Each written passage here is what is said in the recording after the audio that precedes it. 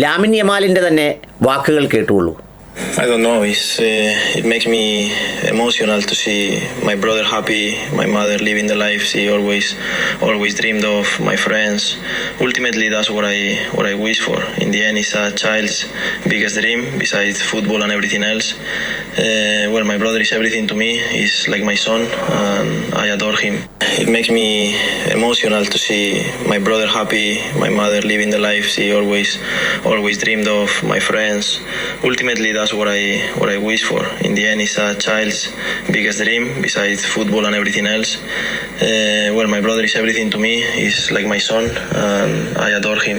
എനിക്കറിയില്ല, എൻ്റെ സഹോദരൻ അവൻ്റെ സന്തോഷം കണ്ട് ഞാൻ വല്ലാണ്ട് ഇമോഷണലായി.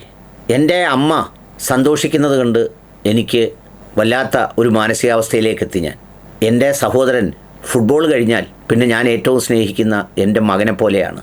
അവൻ്റെ സന്തോഷം എനിക്ക് വല്ലാത്ത സന്തോഷമാണ്. ഞാൻ വല്ലാണ്ട് ഇമോഷണലായിപ്പോയത്രേ. വിജയത്തിൻ്റെ കൊടുമുടിയിൽ നിൽക്കുന്ന ലാമിൻ യമാൽ അപ്പോഴും ഓർക്കുന്നത് ആ സഹോദരനെയും അമ്മയെയും കുറിച്ചാണ്. ഓരോ ലോകകപ്പും ഓരോ താരങ്ങളെ സമ്മാനിക്കാറുണ്ട്. ഇത്തവണത്തെ ലോകകപ്പിലെ ഏറ്റവും വൈറലായ അല്ലെങ്കിൽ ഏറ്റവും കൂടുതൽ ഫാൻ ബേസ് ഉണ്ടാക്കിയ താരങ്ങളിൽ ഒരാളാണ് ലാമിൻ യമാൽ. ലാമിൻ യമാൽ വളരെ പെട്ടെന്നാണ് ഹീറോ ആയതും ഹിറ്റായതും. അപ്പോഴേക്കും പിന്നെ ലാമിൻ യമാലിൻ്റെ സവിശേഷതകളൊക്കെ ലോകം അറിഞ്ഞു തുടങ്ങി, പറഞ്ഞു തുടങ്ങി. സ്വാഭാവികം, തോൽക്കുന്നവൻ്റെ മേൽ എല്ലാ ഭാരങ്ങളും കൂടി നമ്മൾ ഇറക്കി വെക്കും. കുറച്ച് വാസ്തവവും കുറച്ച് അപരാധവും കള്ളവും എല്ലാം സ്ഥാപിക്കും. അത് ഞാൻ മറ്റൊരു വീഡിയോയിൽ പറയാം. ഇപ്പോൾ അതിനിടയാക്കിയിരിക്കുന്നത് ലയണൽ മെസ്സിയാണ്. എന്നാൽ ലാമിൻ യമാലിനെ സംബന്ധിച്ചിടത്തോളം അങ്ങനെയല്ല. കഥകൾ ഒരുപാടുണ്ട്. കഴിഞ്ഞ ദിവസം ഞാൻ ചെയ്തിരുന്നു വല്യമ്മയുടെ ചെറുമകൻ എന്ന് പറഞ്ഞിട്ട്. ഇപ്പോൾ പുറത്തു വരുന്ന ഈ ദൃശ്യങ്ങളിലൂടെ ലാമിൻ യമാലിൻ്റെ സഹോദരങ്ങളെക്കുറിച്ചാണ്, അനുജനെയും അനുജത്തിയെയും കുറിച്ചാണ്.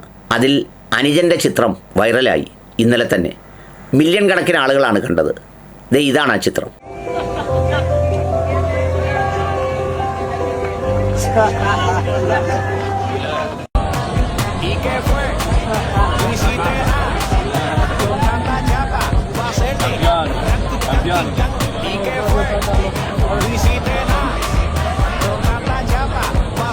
ഇതിൽ മറ്റു ചില കാര്യങ്ങൾ കൂടി പഠിക്കാനുണ്ട് കേട്ടോ.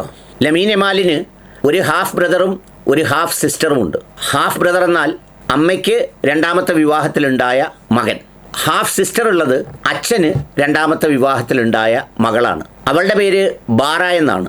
ഇത് കെയ്ൻ യമാൽ. കെയ്ൻ യമാൽ ഹിറ്റായതിൻ്റെ ദൃശ്യങ്ങളാണ് നിങ്ങൾ കണ്ടത്. കെയ്ൻ യമാൽ ആരാണെന്ന് ചോദിച്ചാൽ ലാമിൻ യമാലിൻ്റെ അമ്മ ഷീല യബാനയുടെ രണ്ടാം വിവാഹത്തിലുണ്ടായ മകനാണ്. ഏതാണ്ട് 15 വയസ്സോളം വ്യത്യാസമുണ്ട് ഇരുവർക്കുമിടയിൽ. ലാമിൻ യമാലിനെ 3 വയസ്സുള്ളപ്പോൾ വിവാഹബന്ധം വേർപെടുത്തിയിരുന്നു.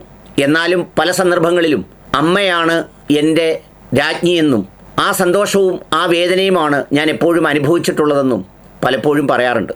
രണ്ടാമത് വിവാഹം കഴിച്ച അദ്ദേഹത്തിൻ്റെ പിതാവ് മുനീർ നസ്രോയിക്ക് മറ്റൊരു വിവാഹത്തിൽ ഒരു മകളുണ്ട്. ആ മകളുടെ പേര് ബാറ എന്നാണ്. ഈ ബാറയും കെയ്ൻ യമാലുമായി ഏറ്റവും സന്തോഷത്തിലാണ് ലാമിൻ യമാൽ ജീവിക്കുന്നത്. എനിക്കവൻ മകനെപ്പോലെയാണെന്നും അവനോടുള്ള നിമിഷങ്ങൾ ആഹ്ലാദഭരിതമാണെന്നും ഒക്കെ പറയാറുണ്ട്. ഇതിൽ നമുക്കുള്ളൊരു ഗുണപാഠം എന്ന് പറഞ്ഞാൽ എന്താണെന്നറിയോ?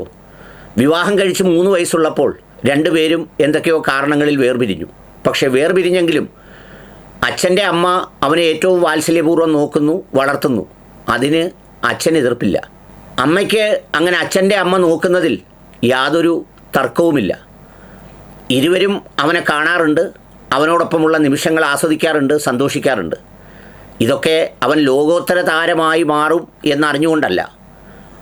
3 വയസ്സിൽ പിരിഞ്ഞതിന് ശേഷവും അതേ തരത്തിലാണ് ആ ബന്ധം തുടരുന്നത്.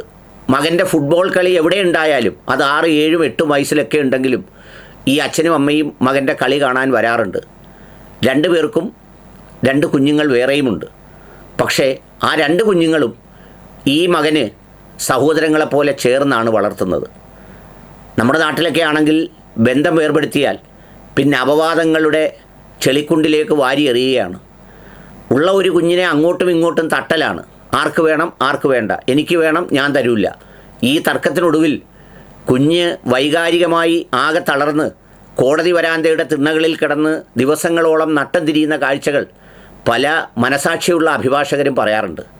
സത്യത്തിൽ ഈ ലമീൻ എമാലിൻ്റെ ജീവിതമൊക്കെ നമ്മൾ എടുത്തെടുത്ത് പറയുമ്പോൾ നമ്മുടെ കൾച്ചറിലും നമ്മുടെ ഇടപെടലുകളിലും അത്തരമൊരു മാറ്റം ഉണ്ടാകേണ്ടത് ആവശ്യമാണ്. അച്ഛൻ്റേതു കൂടിയാണ്, അമ്മയുടേതു കൂടിയാണ്. രണ്ടുപേരുടെയും സ്നേഹം നിങ്ങൾ വേർപരിഞ്ഞെങ്കിലും ആ കുഞ്ഞിന് കിട്ടാൻ ഇടയാക്കണം. അതിൻ്റെ പേരിൽ തർക്കങ്ങളോ വഴക്കോ പാടില്ല. അതിനെ ഒരു വിലപേശൽ വസ്തുവാക്കരുത്, അതിനെ ഒരു ആയുധവുമാക്കരുത് ഇരുവരും. കാരണം അങ്ങനെ ആക്കുന്നത് ഏറ്റവും വലിയ ക്രൂരതയും പ്രകൃതി വിരുദ്ധതയും ദൈവനിഷേധവുമാണ് എന്നത് മറക്കാതിരിക്കാം.